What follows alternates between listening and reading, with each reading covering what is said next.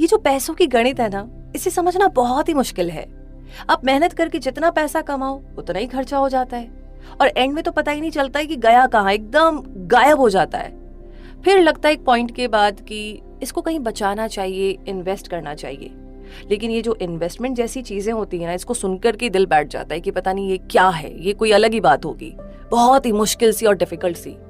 तो एक काम करते हैं, आपको ये तो पता है कि इन्वेस्ट करना चाहिए, लेकिन आपको जो तरीके हैं उनसे बड़ा डर लगता है कि कहीं कुछ गड़बड़ नहीं हो जाए, कोई प्रॉब्लम नहीं हो जाए, लॉस नहीं हो जाए। तो डोंट वरी, आप सिर्फ आधा घंटा इन्वेस्ट कीजिए इस समरी पर, और बाकी जो चीजें हैं जितने आसान तरीके से समझाई गई है वो आपका काम बहुत ही आसान कर देगी।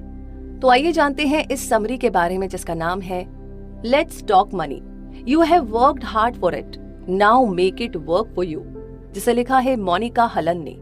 और इस समरी की अगर बात की जाए तो डेट, इक्विटी, एसेट, इन्वेस्टमेंट, अगर आप भी औरों की तरह है तो ये 4 शब्द सुनकर पक्के से आपका भी सिर ना दर्द करने लगेगा। ये आपको पूरी तरह बेकार लगता होगा और आप उनके बारे में सीखने में बिल्कुल भी इंटरेस्टेड नहीं होंगे, है ना? लेकिन बदकिस्मती से आप इन शब्दों से बच नहीं सकते और ना ही आप अपने फाइनेंशियल मुश्किलों से बच सकते हैं, क्योंकि समय आ गया है कि आप आगे बढ़कर फाइनेंस के बारे में पढ़ें और सीखें। ये जो पैसा है ना, ये तभी डरावना हो सकता है जब आप उसे डरावना समझें। इस समरी में आप सिंपल फाइनेंशियल सिस्टम के बारे में सीखेंगे। आप सीखेंगे कि अपने पैसों का हिसाब रखना कितना आसान है और ऊपर कहे गए 4 शब्दों का आसान मतलब भी समझेंगे। तो पैसों के बारे में बात करना या सोचना मुश्किल हो, ऐसा जरूरी नहीं है। ये एक नया पर्सपेक्टिव आज आपको मिलेगा। तो आइए इस जर्नी को हम शुरू करते हैं और सबसे पहले बात करते हैं द मनी ऑर्डर। अब ये क्या है, आइए जानते हैं। क्या कभी ऐसा भी समय रहा है आपके साथ जब आप अपने पैसे के बारे में चिंता नहीं कर रहे थे? जब आप काम पर जाते हैं तो आप बिल्स पे करने के बारे में सोचते हैं। बस में जब ड्राइवर आपको बताता है कि बस का किराया बढ़ गया है, तब आप चिंता करते हैं। आपको कैफे में एक पेस्ट्री खरीदने में भी बहुत बुरा लगता है कि आप इस पैसे को बाद के लिए बचा सकते थे, हालांकि आपको अच्छी पेस्ट्री खाए हुए बहुत समय हो गया। तो कितना ही कुछ क्यों ना कर ले, आपको ये पैसे से जुड़ी प्रॉब्लम कभी खत्म होती दिखाई ही नहीं देती।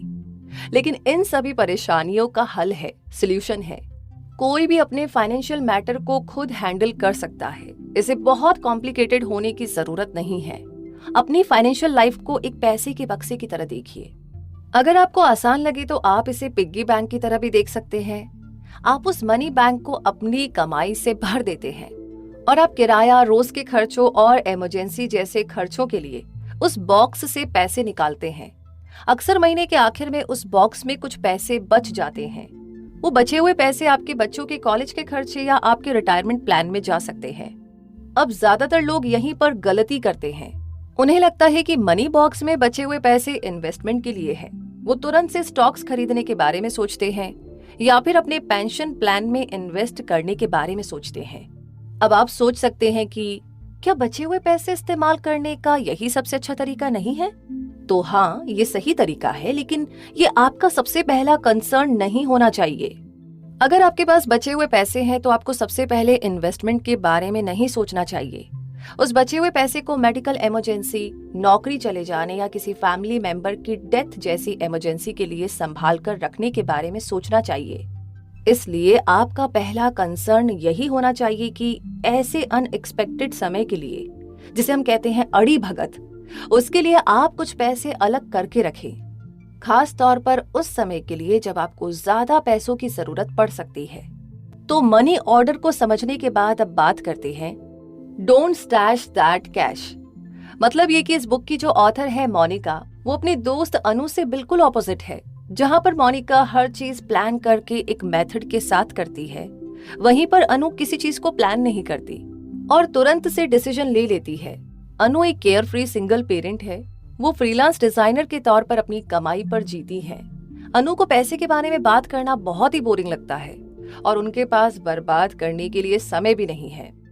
तो एक दिन लंच के टाइम मोनिका को ये जानकर के बहुत आश्चर्य हुआ। वो चौंक गई कि अनु पहली बार अपने फाइनेंशियल मैटर के बारे में बात करना चाहती थी।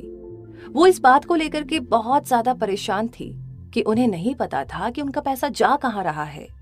अब उन्हें ये तो समझ में आ रहा था कि उनका पैसा बैंक में आता है, लेकिन उसके बाद कहाँ और कैसे खर्च होता है ये तो उनकी समझ में आ ही नहीं रहा था। तो क्या आप भी अनु की तरह हैं? क्या आप भी समझ नहीं पाते कि आपका पैसा कहाँ गायब हो गया? क्या आप हमेशा ये कहते हैं कि आपके पास पैसे सेव करने जितने पैसे ही नहीं है? तो यहाँ पर अनु की और आपकी प्रॉब्लम ये है कि आपके पैसे खर्च करने के तरीके में कोई सिस्टम नहीं है। आपके पास अपने खर्चे का हिसाब रखने का सिस्टम नहीं है। इसके लिए आपको सिर्फ इतना करने की जरूरत है कि आप कितना खर्च कर रहे हैं और कितना बचा रहे हैं, उस पर ध्यान दें। हाँ, ये सुनने में बोरिंग लगता है। अपने खर्चे का हिसाब रखना कोई बहुत मजेदार काम तो है नहीं, लेकिन आपको ये जानकर के आश्चर्य होगा कि हालांकि आप ये सोचते हैं कि आप खर्चीले नहीं हैं, लेकिन आप सेल या डिस्काउंट का बोर्ड देखते ही तुरंत से कोई चीज खरीद लेते हैं। आप ग्रोसरी खरीदते समय अपने बजट से ज्यादा खर्च कर देते हैं। फिर जब आपके पास पैसे कम बचते हैं तब आपको आश्चर्य होता है, आप चौंक जाते हैं, हैरान रह जाते हैं। अनु को अपने खर्चों की लिस्ट बनाना बोरिंग लगता है। ज्यादातर लोग खर्च का हिसाब रखना बंद कर देते हैं क्योंकि उन्हें झंझट लगता है। इसलिए मोनिका खर्च का हिसाब रखने के लिए एक आसान और बेहतर तरीका बताती है। अपने पैसों को जरूरत के हिसाब से कई हिस्सों में बांट लीजिए। जैसे मोनिका अपने पैसों को 3 हिस्सों में बांटती है, इनकम, स्पेंडिंग और सेविंग। ये सुनने में तो काफी आसान लग रहा है, लेकिन इसी का तो मोनिका ने भरोसा दिलाया था। मोनिका 3 बैंक अकाउंट इस्तेमाल करती है।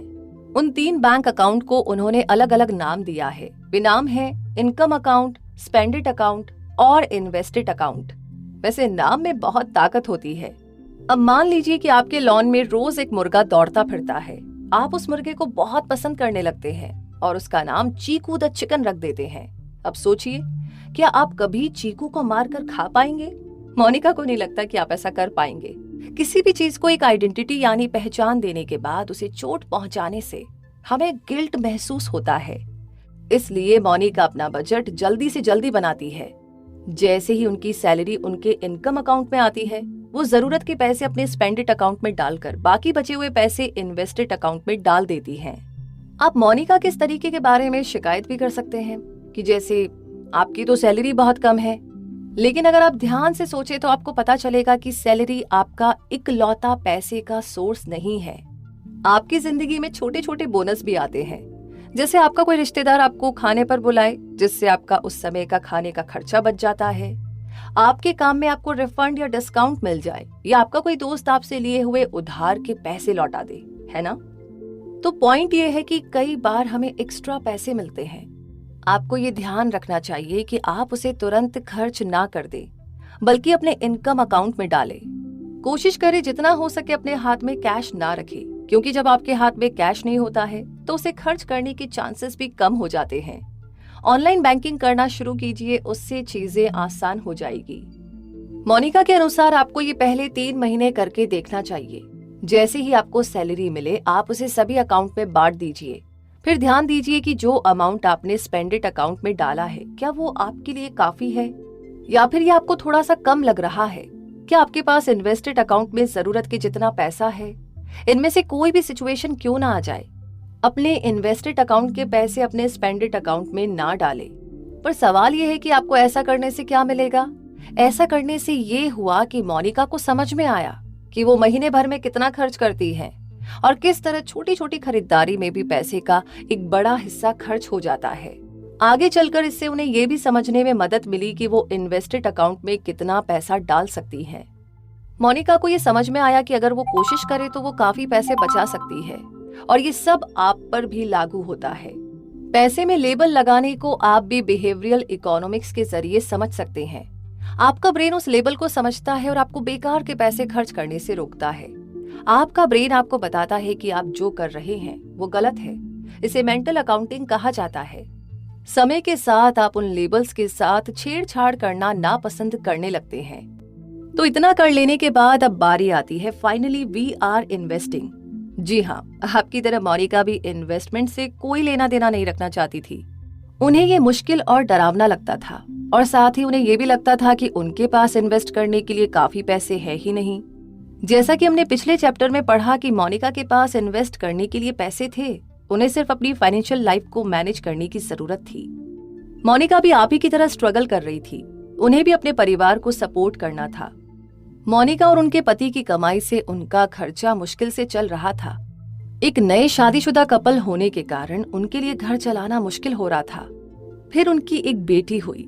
हालांकि मोनिका और उनके पति परिवार के नए मेंबर को लेकर के बहुत खुश थे, लेकिन उन्हें फाइनेंशियल रिस्क भी झेलने पड़े।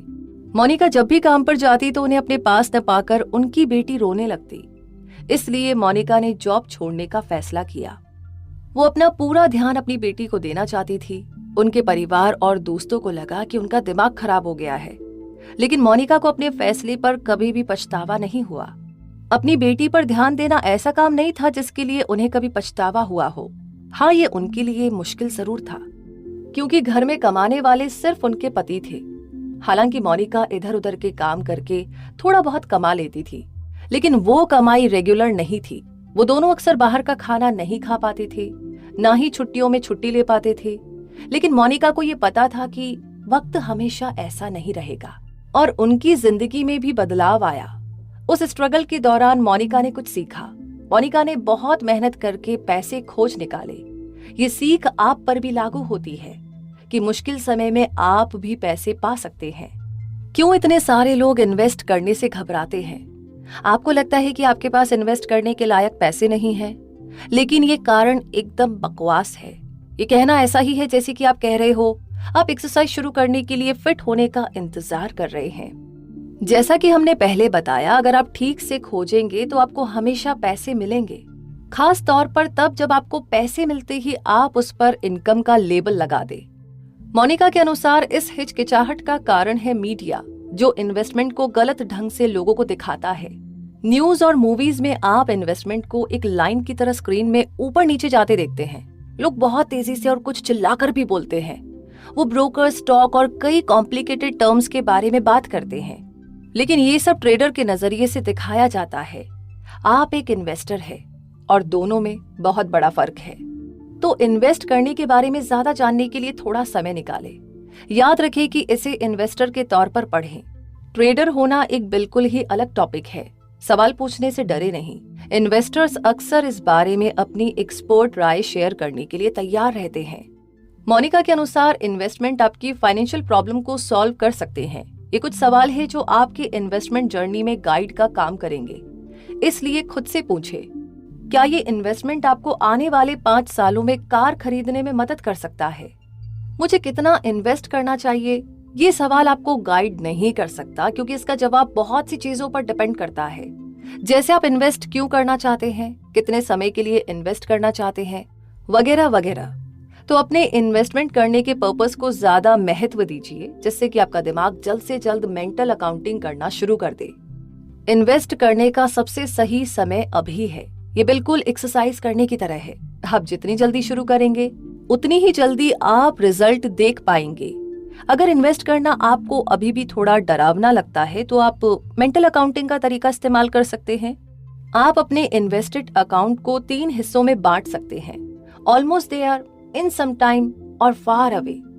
तो ऑलमोस्ट देयर में आप वो इन्वेस्टमेंट रख सकते हैं जिनका इस्तेमाल आप आने वाले 2 से 3 साल में करने वाले हैं, जैसे कि घर खरीदना या कहीं घूमने जाना। इन सम टाइम में आप वो इन्वेस्टमेंट रख सकते हैं जो कि आप आने वाले 3 से 7 साल में इस्तेमाल करेंगे, जैसे कि रिटायरमेंट प्लान या फिर बच्चों की कॉलेज फीस।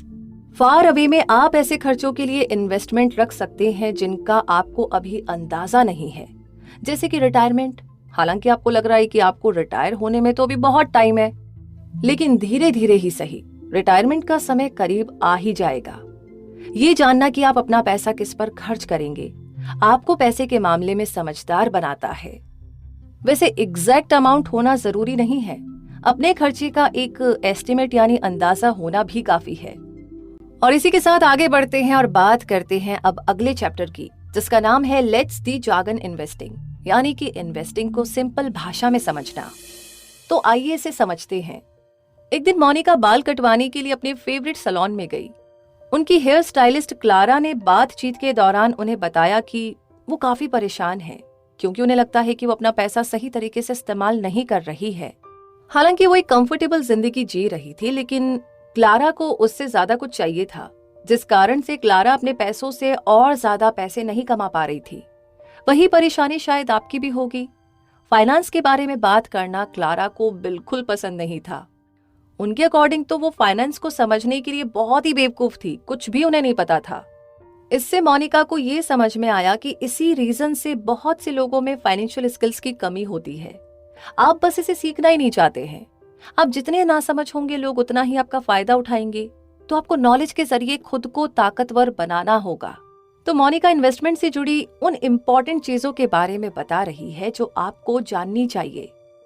डेट यानी कि उधार, इक्विटी और रियल एसेट्स ऐसे 3 कॉन्सेप्ट हैं जिनके बारे में आपको पता होना चाहिए।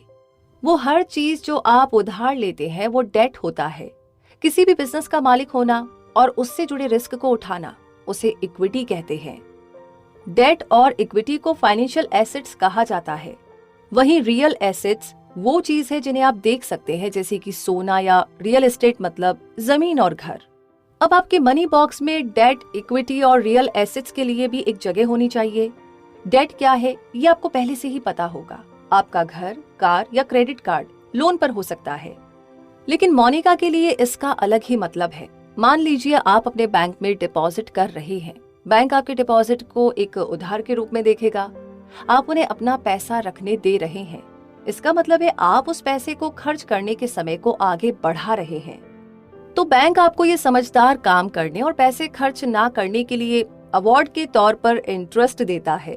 आपके पैसे को लेकर आपने जो बैंक पर भरोसा दिखाया है उसके लिए बैंक एहसानमंद होता है। इस तरह ये दोनों के लिए एक विन विन सिचुएशन है। सोना एक रियल एसेट है और भारत में बहुत सोना है, जिसका मतलब है भारतीयों के पास काफी सोना है, काफी गोल्ड है। एक तरह से इन्फ्लेशन का इस पर पॉजिटिव इफेक्ट होता है। इसका क्या मतलब है? इसका मतलब है कि समय के साथ सोना यानी कि गोल्ड और भी महंगा होता जाएगा। फिर भी सोना आपको बैंक जितना इंटरेस्ट तो नहीं देता है और आप इसे किसी को उधार नहीं दे सकते। ये इसके 2 डिसएडवांटेज हैं। गोल्ड से पैसा कमाने का सिर्फ एक ही तरीका है कि अगर इसकी कीमत लगातार बढ़ती जाए। मान लीजिए आपने 3 साल पहले सोना खरीदा था। अब अगर आप उसे आज बेचने जाए तो उसका सिर्फ 2 से 3% ही रिटर्न रेट मिलेगा। तो मोनिका अपने रीडर्स को सोना खरीदने की सलाह देती है, लेकिन हद से ज्यादा नहीं, बल्कि रीजनेबल अमाउंट में खरीदने की सलाह देती है। वो इस पर इन्वेस्टेड अकाउंट का 5 से 10% से ज्यादा खर्च करना सही नहीं मानती। रियल एस्टेट भी एक तरह का रियल एसेट है। बहुत से लोग इसी तरह के इन्वेस्टमेंट से अमीर हुए हैं, लेकिन अगर आपने इसे समझदारी से नहीं किया तो आप अपना सारा पैसा गंवा सकते हैं। मोनिका की एक दोस्त है जिनके साथ ऐसा हो चुका है। उनके दोस्त डैन ने शहर के एक जाने माने एरिया में एक फ्लैट खरीदा था। उसने अपने इनकम का 40% उसमें लगा दिया। इसके लिए उसने लोन भी लिया था, लेकिन इतना पैसा काफी नहीं था। आगे चलकर डैन को अपना घर गिरवी रखना पड़ा क्योंकि बैंक को सिक्योरिटी चाहिए थी। सिचुएशन उतनी ही खराब थी जितनी सुनने में लग रही है। मोनिका ने डैन को गलत फैसले लेने से रोकने की कोशिश की थी। डैन ने एक अच्छा घर होते हुए भी नया फ्लैट क्यों लिया, वो भी तब जब डैन जल्दी ही रिटायर होने वाला था। अब चिंता की बात ये थी कि उसने फ्लैट के लिए जो इतने सारे लोन लिए थे वो उसे किस तरह चुकाएगा। ये सब सवाल है जो आपको किसी भी चीज में इन्वेस्ट करने से पहले सोचना चाहिए। डैन ने बताया कि उसने ऐसा इसलिए किया क्योंकि उसने रियल एस्टेट इन्वेस्टमेंट के कामयाब होने की बहुत सारी कहानियां सुनी थी। वो भी अमीर होना चाहता था और उसकी पत्नी भी उसे रियल एस्टेट में इन्वेस्ट करने के लिए बोल रही थी। रियल एस्टेट में इन्वेस्ट करने का उस समय ट्रेंड चल रहा था। तो बात ऐसी है कि ये जो इमोशंस है ये हमें बेवकूफ बना देते हैं। वो कभी कभी हमसे वो पैसे भी खर्च करवा देते हैं जो हमारे पास है ही नहीं। और यही डैन के साथ भी हुआ। जब उसने सबको अमीर बनते हुए देखा तो उसकी ईगो हर्ट होने लगी और उसकी पत्नी ने तो ऑलरेडी उस पर दबाव डाला था। तो ये सिचुएशन और भी बिगड़ गई। हर साल उस फ्लैट को रिपेयर और रेनोवेट कराने के कारण डैन लगातार पैसे खर्च करता रहा। ये सब इसलिए कर रहा था क्योंकि दूसरे लोग भी ऐसा ही कर रहे थे। डैन अमीर होने का दिखावा करने के लिए बहुत सा पैसा खर्च कर रहा था। डैन शायद अमीर हो भी जाता, लेकिन उसने एक खराब फाइनेंशियल डिसीजन ले लिया। अब डैन घबराया हुआ था क्योंकि वो जल्दी ही रिटायर होने वाला था। अब वो उस फ्लैट को बेचने की सोच रहा था, लेकिन उस समय रियल एस्टेट का मार्केट डाउन था और उसने इसमें अपना पूरा पैसा लगा दिया था। रियल एस्टेट में इन्वेस्ट करना सबके लिए नहीं होता है। आपको समय समय पर इसके मेंटेनेंस पर खर्च करना होगा। फिर इसमें प्रॉपर्टी टैक्स और इंश्योरेंस का भी खर्च होगा। मतलब कि ये एक ऐसा लॉन्ग टर्म इन्वेस्टमेंट है जो सबके लिए नहीं है। तो ऐसा मत सोचिए कि आप कोई जगह खरीदकर तुरंत से अमीर हो जाएंगे। हाँ, ये हो सकता है कि आपके दोस्त इसके जरिए पैसा कमा रहे हो, लेकिन इसका भी बहुत ज्यादा चांस है कि आप ऐसा ना कर पाएं। अपना पैसा कहीं भी लगाने से पहले बहुत बार उसके बारे में सोचिए और फैसला ले। तो इस चैप्टर में इतनी अमेजिंग और कमाल की बातों को समझते हुए अब आगे समझते हैं पुटिंग इट ऑल टुगेदर, यानी कि बुफे में हर इंसान अपनी प्लेट में वही खाना लेता है जो उसे खाना पसंद है। अब यहाँ पर शायद एक 15 साल की लड़की को फ्राइड खाना ज्यादा पसंद हो तो वो ऑयली खाना लेगी, जैसे फ्राइड चिकन या फिर किसी तरह की मिठाई। लेकिन उसकी माँ जो अभी 40 की होने वाली है, उनकी हेल्दी खाना लेने के चांसेस ज्यादा है, जैसे कि सलाद या सुशी। खाने की पसंद की तरह ही हमारे खर्चे भी अलग अलग होते हैं। अगर आप पैसे के मामले में सावधान रहना चाहते हैं तो आपको कोई चीज सिर्फ इसलिए नहीं खरीदनी चाहिए क्योंकि आप खरीद सकते हैं। आपको मनी बॉक्स याद है ना? आप जो भी चीज खरीदे उसकी आपके मनी बॉक्स में जरूरत होनी चाहिए, या यूं कहिए कि आपको वही प्रोडक्ट खरीदना चाहिए जो खरीदने के लायक हो। अब आपको कैसे पता चलेगा कि वो प्रोडक्ट खरीदने के लायक है या नहीं? तो इसके लिए कुछ खरीदने के लिए आपको 3 चीजों का ध्यान रखना चाहिए। सबसे पहला है उसकी कॉस्ट, यानी कि कीमत। किसी भी चीज को खरीदने से पहले उसकी कॉस्ट देखना आम बात है। कॉस्ट 3 तरह की होती है, उसमें से एक है प्रोडक्ट की कॉस्ट, जैसे कि बस की टिकट। दूसरा है ऑन गोइंग कॉस्ट, इसमें आपको कोई प्रोडक्ट अपने पास रखने के लिए बार बार पे करना पड़ता है, जैसे कि ज्यादा पैसे कमाने के लिए पैसे इन्वेस्ट करना। तीसरा है एग्जिट लोड, ये वो पैसा है जो आपको तय समय से पहले बाहर निकलने के लिए देना पड़ता है, जैसे कि मान लीजिए आपके पास लाइफ इंश्योरेंस है, लेकिन कुछ कारणों से आपको बीच में वो कॉन्ट्रैक्ट तोड़ना पड़े तो कॉन्ट्रैक्ट तोड़ने के लिए आपको इंश्योरेंस कंपनी को पैसे देने पड़ेंगे। और अब आती है दूसरी चीज जिसका आपको ध्यान रखना है, वो है उसका रिटर्न। आप किसी भी इन्वेस्टमेंट का रिटर्न सोचकर ही उसमें इन्वेस्ट करते हैं, इसीलिए कभी भी इन्वेस्ट करने से पहले ये देख लीजिए कि उस प्रोडक्ट की रिटर्न देने की काबिलियत कितनी है। ऐसे प्रोडक्ट से संभल कर रहिए जो एब्सोल्यूट नंबर्स इस्तेमाल करते हैं, जैसे कि इंश्योरेंस। एक इन्वेस्टमेंट एजेंट आपको किसी एक खास स्टॉक में 1 लाख रुपए इन्वेस्ट करने के बारे में बताता है और कहता है कि उसके बदले में आपको 5 लाख रुपए का रिटर्न मिलेगा। तो ये सुनने में तो बहुत अच्छा लगता है ना? लेकिन यहाँ पर एक चीज है जिसे एजेंट आपको नहीं बताता, वो ये है कि उस 1 लाख को 5 लाख बनने में 30 साल लगेंगे। आपके इन्वेस्टमेंट का रिटर्न हर साल सिर्फ 5.5% होगा। रिस्क और रिटर्न को अच्छे से समझ लीजिए। छोटे रिटर्न आपको आसानी से मिल जाएंगे, लेकिन बड़े रिटर्न, जैसा कि हमने पहले ही बताया, उसमें काफी रिस्क होता है। बड़े रिटर्न के लालच में ज्यादा पैसा इन्वेस्ट ना करें। अब बात करते हैं तीसरी चीज की, जो है एग्जिट कॉस्ट, यानी समय से पहले निकलने की कीमत। इन्वेस्टमेंट में लॉक इन पीरियड होता है, मतलब आप एक तय समय से पहले अपना पैसा नहीं निकाल सकते। ये कंपनीज का तरीका है ये पक्का करने का कि आप अपने इन्वेस्टमेंट में और पैसे डालते रहेंगे। अगर आपने कॉन्ट्रैक्ट तोड़ने की कोशिश की तो आपको उसके लिए पे करना पड़ेगा। ये एग्जिट लोन जैसा ही है। ट्रेडिशनल प्लान को तोड़ना मुश्किल होता है, जैसे लाइफ या चाइल्ड इंश्योरेंस पॉलिसी। मान लीजिए आपने शुरू के 3 साल के अंदर ही पे करना बंद कर दिया, तो ये भी तो हो सकता है कि आपको आपका पैसा वापस ना मिले। इसलिए आपको कॉन्ट्रैक्ट साइन करने से पहले उसे अच्छे तरीके से पढ़ लेना चाहिए। और इन सारी बातों को सुनने और समझने के साथ साथ पहुंच गए हैं हम इस समरी के कंक्लूजन पर। तो आइए एक बार फिर से दोहराते हैं कि कौन कौन सी इंपॉर्टेंट चीजें हैं जो हमें करनी है और हमेशा ध्यान में रखनी है। तो मुद्दा मामला ऐसा है कि सबसे पहले तो आपने सीखा कि पैसे बचाना सबसे आसान काम है। आपका ये कहना कि सेव करने के लिए पैसे तो बचे ही नहीं है, तो सिर्फ ये एक बहाना है। इससे बचने के लिए आपको बस एक मनी बॉक्स को विजुअलाइज करना है। ये वो मनी बॉक्स है जिसमें आप अपनी इनकम रखते हैं और यहीं से आप खर्च के लिए पैसे निकालते भी हैं। आपको अपनी प्रायोरिटीज समझने की और उस पर ध्यान देने की जरूरत है। अगर आपके पास पैसे बचे हैं तो उसे तुरंत इन्वेस्ट करने के बारे में ना सोचे, उसे इमरजेंसी के लिए बचाकर रखिए।